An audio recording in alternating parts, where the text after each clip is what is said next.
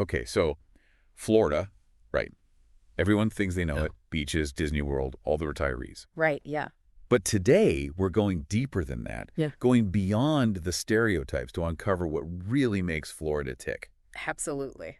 So we've got a whole bunch of sources, historical accounts, demographics. We've even got some foodie finds to dig into. Yeah. You ready to go beyond the theme parks and postcards? I am absolutely. I think it's going to be fascinating. Florida is often seen as kind of a recent phenomenon. Yeah.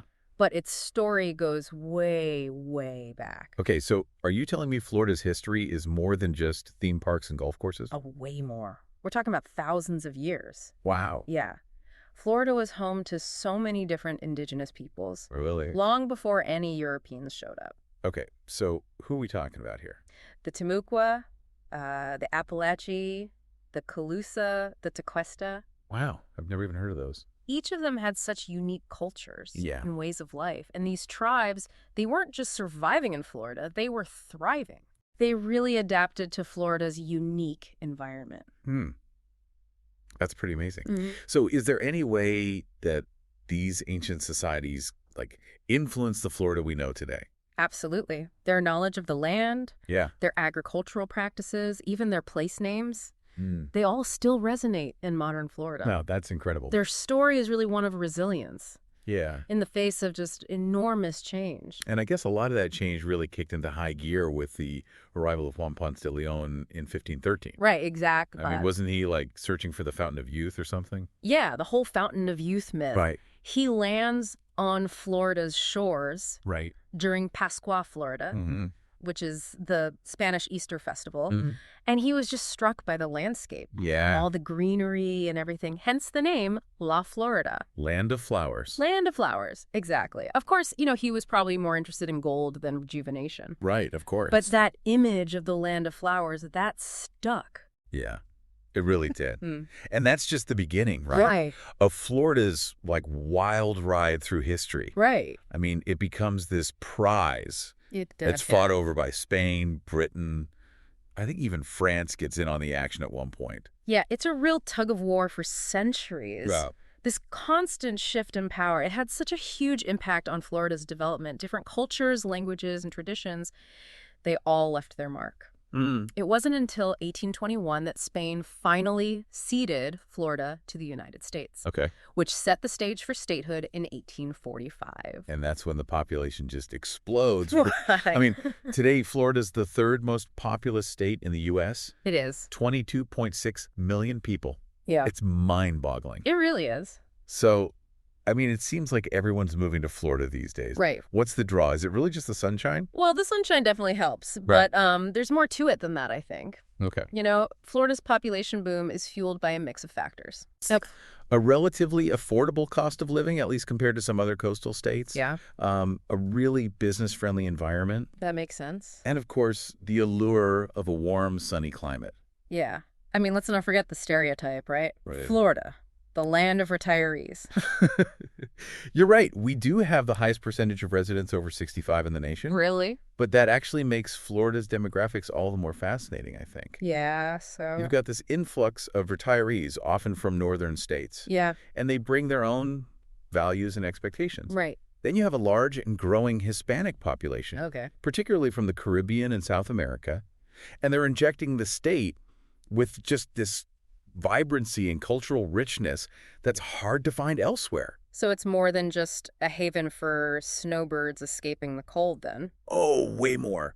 Florida is a dynamic mix of ages, cultures, and backgrounds. Wow. And this creates its own set of challenges. But it also makes Florida kind of a microcosm of the changing demographics of the whole country. That's a really interesting point. So we've got ancient history, European colonization, a population boom. Right. And somewhere in there, Florida becomes an economic powerhouse. Yeah. I mean, everyone knows about tourism, but you mentioned earlier a $1.3 trillion gross state product. It is. That's just mind-blowing. It really is. What's fueling that engine? Besides, Mickey Mouse ears and beach umbrellas. Well, tourism is huge, no doubt. Right. But it's just one piece of the puzzle. Okay. Florida's economy is surprisingly diverse. Right. Agriculture still plays a major role, especially citrus and sugarcane. I wouldn't have thought that. But we've also seen significant growth in sectors like international trade, Okay. thanks to our strategic location and numerous ports. That makes sense.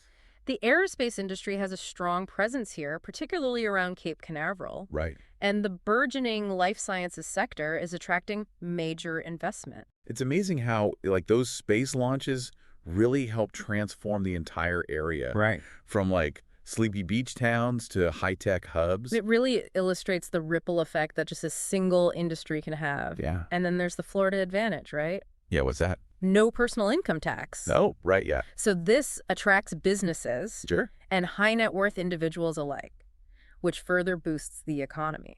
But isn't relying so heavily on tourism and attracting retirees, is that risky in the long term? I mean, what happens if those trends change? That's a valid concern. Florida's economy needs to diversify even further to remain resilient. Yeah. Investing in education, infrastructure, and emerging technologies. Right. Those will be crucial for long-term sustainability. Yeah, that makes sense. So all this talk about growth in demographics is making me hungry. Yeah. Florida's food scene is as diverse as its population, right? Absolutely. That's what I've heard. It's like a melting pot of flavors reflecting the state's unique heritage. Okay. Of course, you can't talk about Florida without mentioning seafood. Right, of course. I mean, fresh catches from the Atlantic and the Gulf. Yeah. Groupers, snappers, stone crab. Okay, stop. You're making me hungry. It's a seafood lover's paradise. It is. Oh, and key lime pie. Oh, yeah, of course. The key lime pie. A classic, for sure. Yeah. But what really intrigues me is the Floribian cuisine. Floribian. Floribian. Okay, I've never heard of that. It's not just a simple blend of Caribbean and Latin American influences. It's a true fusion. Oh, okay. They're incorporating local ingredients, Yeah. local traditions, resulting in something wholly unique. Think jerk spice mahi-mahi with mango salsa, or a Cuban sandwich with the Floridian twist. See, now you're just torturing me. It's delicious. So we've got ancient history, waves of immigration, a booming economy, and, like, amazing food. It's almost like Florida's a country unto itself. In many ways, it is. Oh. And that's reflected in its major cities. Miami, Orlando, and Tampa. Right, the big three. Each one has its own distinct personality, but they all share that vibrant energy and cultural fusion that really defines Florida.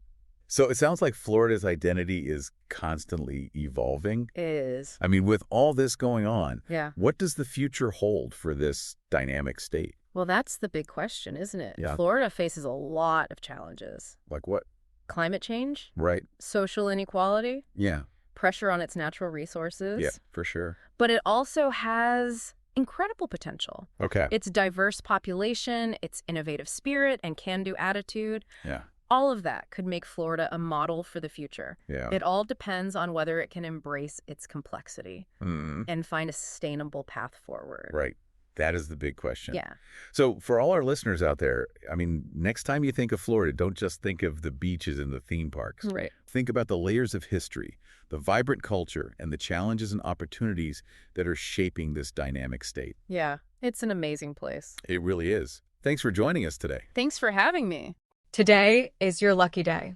Today is the day that our $3 website works for you, paying you directly to your PayPal daily.